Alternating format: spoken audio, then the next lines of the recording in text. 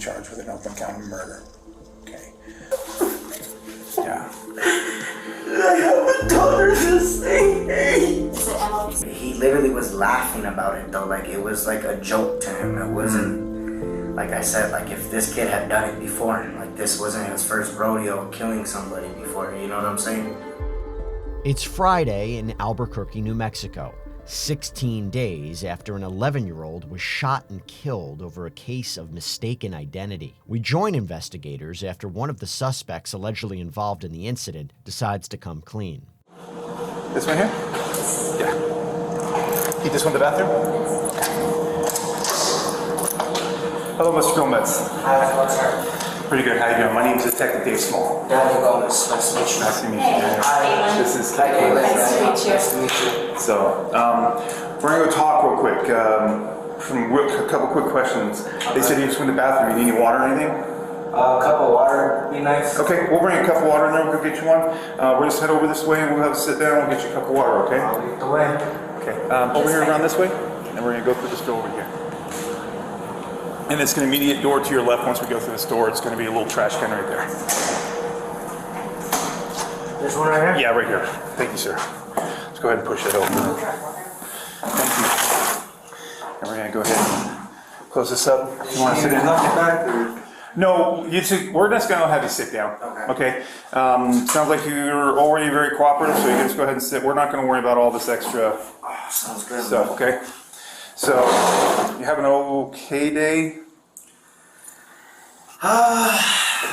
It's okay. Okay. Okay. You breathing okay though? Police identify the suspect seen here as 26-year-old Daniel Gomez, who was allegedly in the car with 21-year-old Nathan Garley and 22-year-old Jose Romero when one of the men allegedly opened fire at a truck they believe belonged to a rival gang. Only they got it wrong, and the suspected shooter allegedly fired 14 rounds at the truck, killing 11-year-old Froilan Villegas and leaving his cousin paralyzed.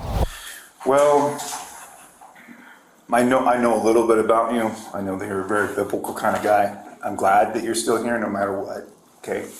There is a worse place. There is a worse place, okay? So I really am. I'm glad you're here, okay? We'll see how God takes care of the future. You just trust Him with that, okay? Thank you. With that, do you need food? Are you hungry? Because I know you've probably been stressed out and haven't eaten. You can't eat? You sure got a Starbucks sandwich in there, man? And it's nice. It's right at the temperature where you can consume it while we talk. You sure? Okay. And I'll be honest with you. Okay, I'll be straight with you. I'm not trying to butter you up. I haven't slept in probably about 28 hours, and I was thinking about you, and I kind of feel, the pressure, especially with all the news and all that. So, if you need food, okay, I'm not here to judge you, okay? It's not my right. You know that how we believe. I'm not here to judge you. Okay, it's just we make choices sometimes, okay? So, I don't think you're a bad person, okay? All right, so you need to understand that. I'm not trying to blow smoke up your ass, okay?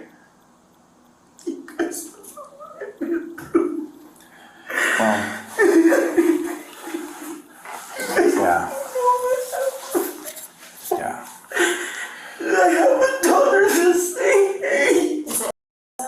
Police said the shooting happened just before 9 p.m. on September 6, 2023, as the victims and suspects were leaving an Isotopes baseball game.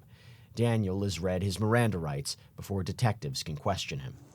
Having these rights in mind, do you wish to speak to me now? I want to speak with the attorney first. You do? Something that, I just would feel comfortable with someone present with me that knows more about legally. It's not like, because I'm here to talk to you guys. There's a reason I came to you guys. Yeah. So I feel like I would feel more comfortable with someone that knows more about these things than me. It's absolutely fine. I totally understand. That's the reason why we have to read those to you, because I don't want to inadvertently violate anything that is your right, okay? With that, we're done, okay? I can't go any further, okay? okay? I can make some personal statements to you, okay? Is your daughter taken care of? Is she okay right now? Yes. Okay, She's with her mother. She's with her mom? Yeah. Okay. So there's no concern, we don't have to provide any aid for her or anything like that? Okay. Nothing like that. Okay. All right then, I appreciate your honesty, okay? What happens now is we're going to go ahead, we'll get your booking paperwork taken care of. Yesterday it seemed to take a little while. I think it's gonna a little bit less today because we only had to send off one sheet. They kind of slowed the buying window. We'll get that, once we get that back, we'll have it transported, okay? I'll be direct with you. You're under arrest, okay? I know you turned yourself in, but we still have to make that statement so that you understand what you have been charged with. You've been charged with an open count of murder, okay? To include numerous other, like shooting from a motor vehicle, attempted murder. I understand. The thing is though, is I have enough articulated reason that we don't know actually the specifics of it. Each one of you have the same charges. Each one of you, okay? It is up to the rest of my investigation to do my best to articulate a specific. If it doesn't, everybody gets charged the same, okay? With that, you need any food? Can you eat at all? You sure? Okay. Glad your daughter's taken care of. We're gonna get you back to your cell real quick, okay? And then I'll get that paperwork done really, really quick, okay? And we'll get you out there, all right? As for us talking again, I can't talk to you for 14 days. So it's gonna be a little while. Your constitutional right says I can't speak to you or ask any questions. If in that time inadvertently you have been assigned a defense attorney and if you want to sign sometime, they might do that at that point. But legally, I can't go create an interview with you for 14 days. Okay, after that 14 days, like the 15th day, I can chat with you. Okay? So I got a question, just a question if you That's guys fine. don't mind. I can answer questions. If I was to speak to you guys today, what would happen exactly? Daniel initially asks for an attorney, but it's not long until the 26-year-old changes his mind and decides to come clean to detectives. By the way, as you're watching these body cams on this channel, what does it prove? Maybe just how scary and unpredictable the world can be. I think that's a fair assessment. And look, when you think about it, one of the scariest things that can happen to you in life, something that comes out of nowhere, is if you get injured, right? But it is so important to realize that if you are seriously hurt or you're in an accident, your case could be worth millions of dollars, and that's where our sponsor and proud partner of Sidebar, Morgan & Morgan, comes in. America's largest injury law firm. They have an army of over 1,000 attorneys who will fight for what you deserve. They have a great track record. In the past few months, Morgan & Morgan won verdicts like $12 million in Florida, $26 million in Philadelphia, and $6.8 million in New York. And all of these, mind you, were considerably higher than the highest insurance offers in these cases. So truly, your case could be worth millions of dollars, and even if it's not, why not start a claim and get the money you deserve? So seeing if you have a case can be done in 8 clicks or less. Their fee is absolutely free unless you win. They're only getting paid if you get paid. So if you're injured, you can easily start a claim at forthepeople.com/LC bodycam channel. Well, it all started about 10 o'clock in the morning, possibly a little bit later, around 11 or 12. I had asked a friend who goes by Risk if he wanted to go have some dinner. Okay. He says yes, that he would pick me up. When he picked me up, there was another guy, they call him Blick, I don't really know him too well. It was my first time really meeting the dude that day. Okay. I have known Risk for a long time, known like his family and stuff, but I've never known his friends. So Okay. we went to Twin Peaks to go have some lunch, and when we were there, he had asked me if I would like to join him to a Isotopes game because they had an extra ticket. So during that time, I said yes. We had finished up eating, and then we went to play some games at his house. Okay. Which was, I believe, somewhere on Montgomery or something like that. So, We leave his house, we're headed towards the game, everything's okay. You know, we get to the game. Once we get inside, we start looking for our seats. We grab a couple of food and drinks. So we start heading to our seats when I didn't really know the situation. All I knew is that a dude, but he goes by the name of, or at least that I know is Bostonero. Bostonero, okay. So I guess they had told me he had robbed wrist for one of his chains or whatever. So when we see them, I don't know what's really going on. Blake and that Bostonero guy are kind of smiling at each other. Okay.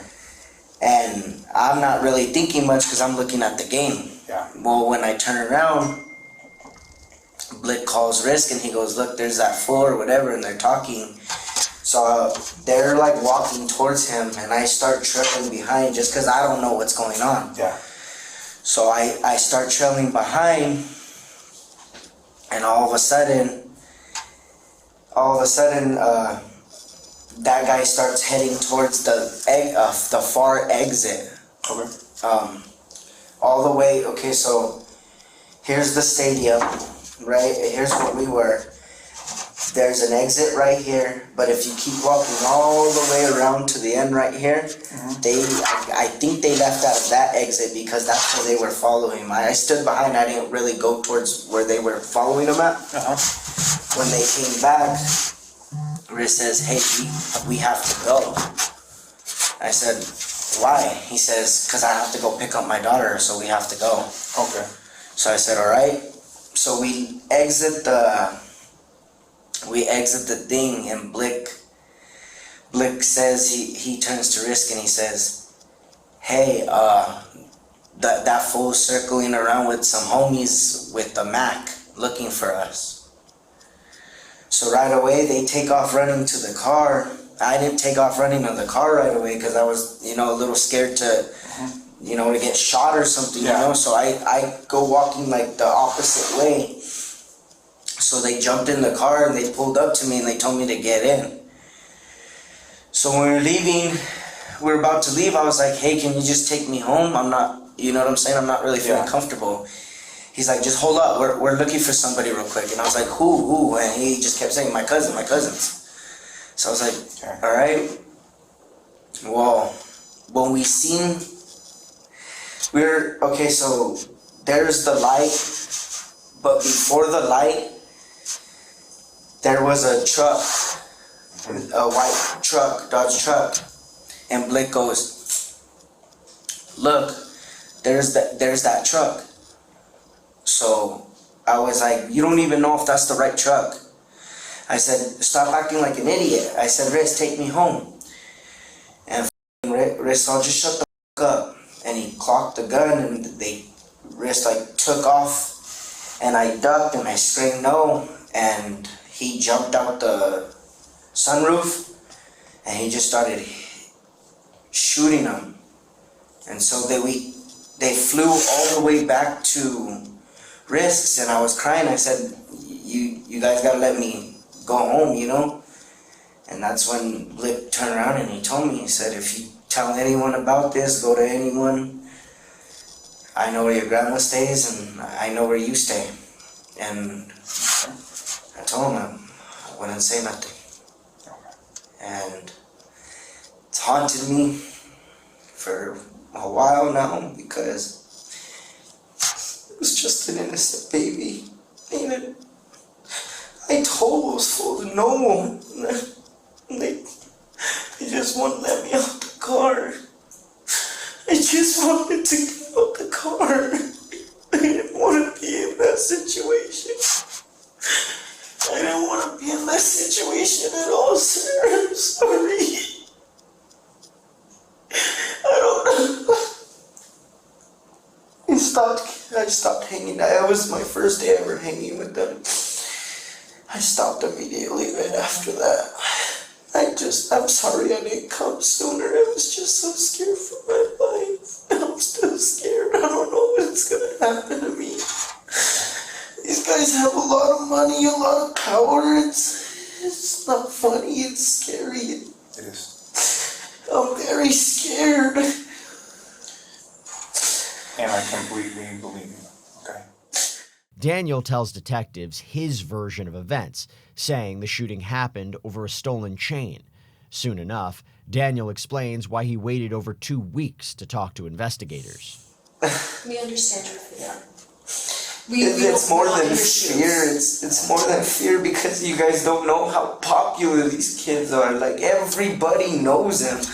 Everybody knows what the they're capable of, and it's just scary because I know the minute that I know this is gonna get out, but I don't care.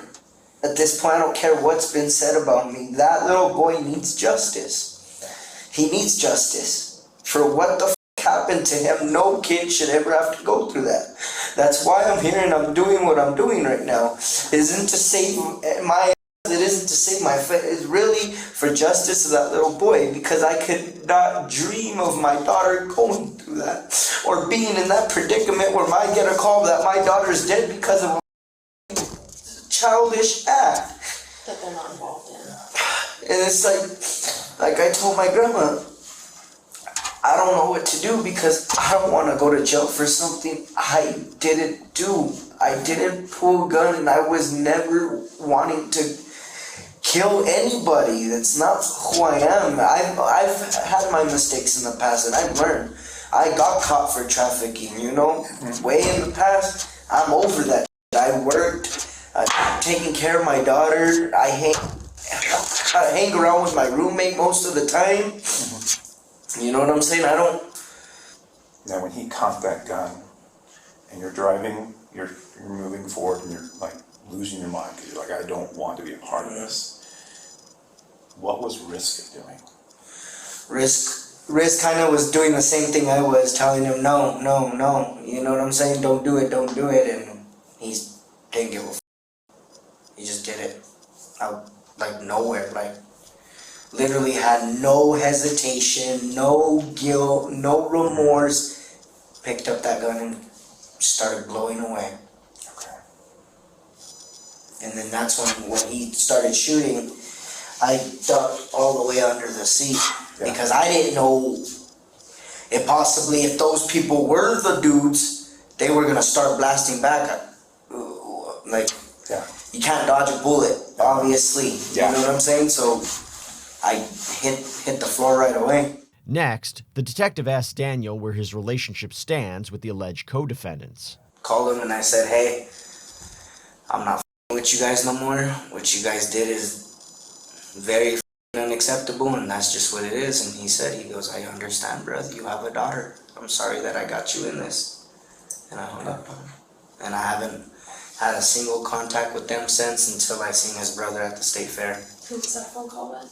Huh? Who was that phone call with? We're at Risk. Okay, I assumed it was you. Yeah. Okay. Like I said, I don't really talk to Blick like that. I've had him on social media, but I've never I've always heard about him, you know, mostly good things that people say, like, oh, he's chill, he's cool, you know what I'm saying? But I never knew him to be this guy or who he was in the beginning. I just never knew who he was, you know? Okay. I kind of just was there for my boy Risk. I just wanted to kick it with him, and it ended up being a show to where now I can't even look him in his eye and call him a friend anymore. Yeah. And the part about it is, I knew this kid since he was 12 years old, you know? Like I said, I'm real close with the mom, Renee, and shit. So this all is just brutal on me, you know? Because first it's it's a kid that is around my daughter's age, and like I said, I couldn't even imagine the pain, the hurt that family's feeling, because I haven't lost my daughter like that, and I don't ever want to.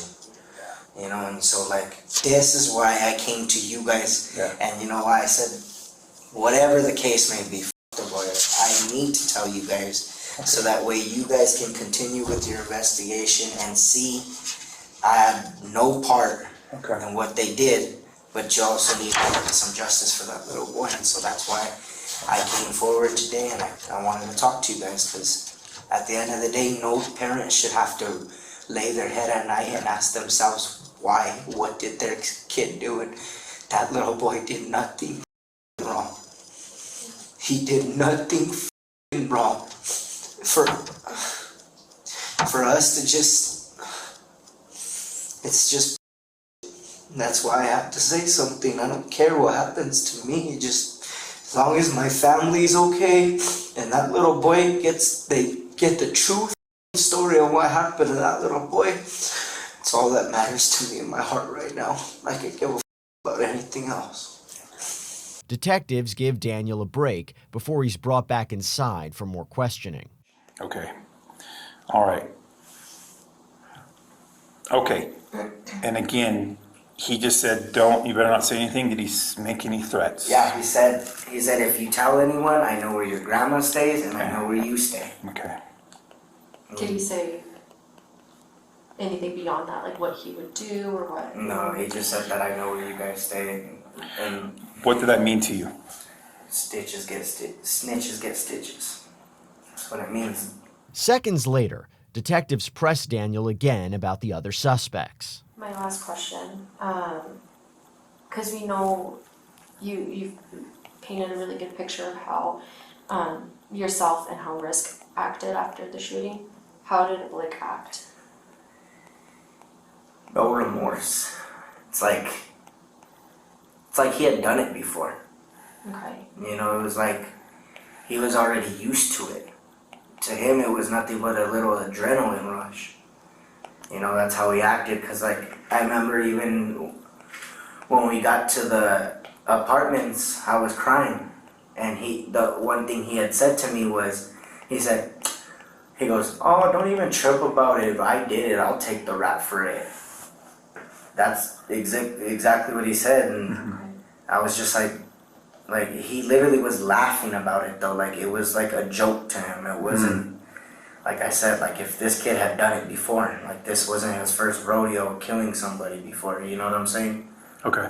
And like he had even said too, there's one comment that he made where he said, I know I hit all of them in that truck. I was aiming right for that.